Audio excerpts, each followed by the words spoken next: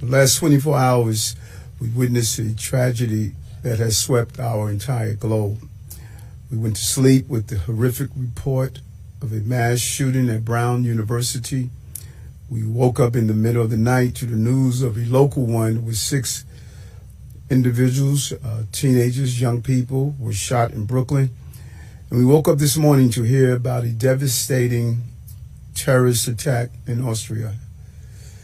The shock, the pain, the grief, no words can adequately describe those feelings. And today I'm here to provide an update on the security measures around synagogues and menorah lighters across the city, particularly in the wake of the anti-Semitic terror attack in Sydney that killed over a dozen people and injured approximately 40 more. Anti-Semitism has no place in our city, in our society, and in our world. And I will continue to fight for this community and all communities of this city, and for fellow brothers and sisters from the Jewish community. Here in New York City, we must call out hate without fear and without apology, because we will not be silent in the face of bigotry, of hatred to any group. We're going to be defiant. We're going to be resilient. All New Yorkers deserve to feel proud about their heritage. They deserve to feel safe in the displays of their pride. Out of an abundance of caution, the NYPD has significantly increased security around Hanukkah-related events, menorah lightings, and Jewish houses of worship across all 5 boroughs. You will see an enhanced uniform presence, specialized patrols, heavy weapons teams, community affairs officers, counterterrorism resources, and bomb squad deployments where appropriate. As always, we will follow up on any tips, leads, and intelligence, and we are marshaling all available resources to ensure the safety of New Yorkers. I am going to be blunt. This is not an isolated incident. It is part of a wider assault on Jewish life, an environment in which hatred far exceeds rhetoric and erupts into horrifying acts of violence. Jewish communities are being forced to confront a threat that is persistent, adaptive, and is evident yet again today, global in scope. That's why the NYPD is acutely focused on prevention. We calibrate our presence to meet the threat, no matter where it lurks or whom it targets. Tonight marks the first night of Hanukkah here in New York City.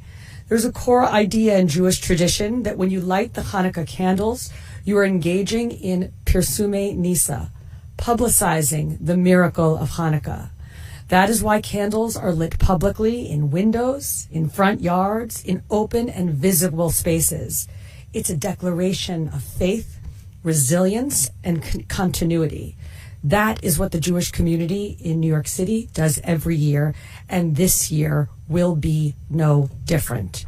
I want Jewish New Yorkers to know the NYPD will always be there to protect Jewish communities' right to worship freely, to gather openly, and to celebrate without fear. We ask New Yorkers to remain aware and alert. As always, if you see something suspicious, tell a uniformed police officer or call 911. Thank you very much. I want to just pay my respects to the people. Unfortunately, 2 are no longer with us. Brown University, 9 injured, and 2 are looking down on us right now from heaven. And likewise in Australia, as you know, that was a terrible attack, 11 dead, 29 badly wounded. And that was an anti-Semitic attack, obviously. And I just want to pay my respects to everybody. I must say in Syria also, we had an attack in Syria, and we had 3 great patriots terminated by bad people, and not the Syrian government. It was ISIS. Syrian government fought by our side. The new president fought by our side. But I just want to pay my respects to the families. We also had 3 injured, but 2 of them are already out of the hospital, and one's going to be okay. But we lost 3, so it was a rough day. But to Australia and the Prime Minister, to everybody that we know so well, we get along with so well, We have a great relationship. That's a terrible situation going on over there. Think of that. And Brown University, great school. Great, really one of the greatest schools anywhere in the world. Things can happen. So to the 9 injured, get well fast, and to the families of those 2 that are no longer with us, I pay my deepest regards and respects from the United States of America. Thank you very much. It's a very important thing to say, and we mean it. I can tell you in Syria, there will be a lot of damage done to the people that did it. They got the person, the individual person, but there'll be big damage done. And the other, supposedly, they call him a person of interest, so I'll keep it along those lines so we don't get ourselves in any trouble, but they have a person of interest at Brown. And in Australia, you probably read, there's been a very, very brave person, actually, who went and attacked frontally one of the shooters and saved a lot of lives. So very brave person who's right now in the hospital, pretty seriously wounded. So great respect to that man that did that. But we're here for a different reason. We're here to celebrate Christmas and to celebrate, and I think today we can say loudly, we celebrate Hanukkah, because that was such a horrible attack. That was a purely anti-Semitic attack. Panic erupted at one of Australia's most iconic landmarks on Sunday evening, as gunshots rang out at Sydney's Bondi beach, leaving at least 10 people injured and triggering a massive police and emergency response. Just before 6:45 p.m. local time, New South Wales ambulance received multiple distress calls reporting an active shooting at the crowded beachfront. Witnesses described scenes of chaos as people fled in all directions, desperately seeking cover while sirens blared and police rushed to the scene.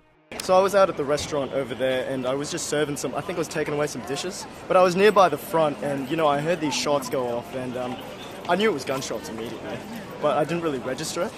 So I just sort of saw them all the way over there, just people start running and I'm going, well, maybe it's like a one-time shooting, not like it's not America, not a massacre event, but turns out it was, and the whole shop just stood up and we all just ran into the back exit and everyone was pushing everyone. There was no semblance and we just ran in through. I ran onto the beach.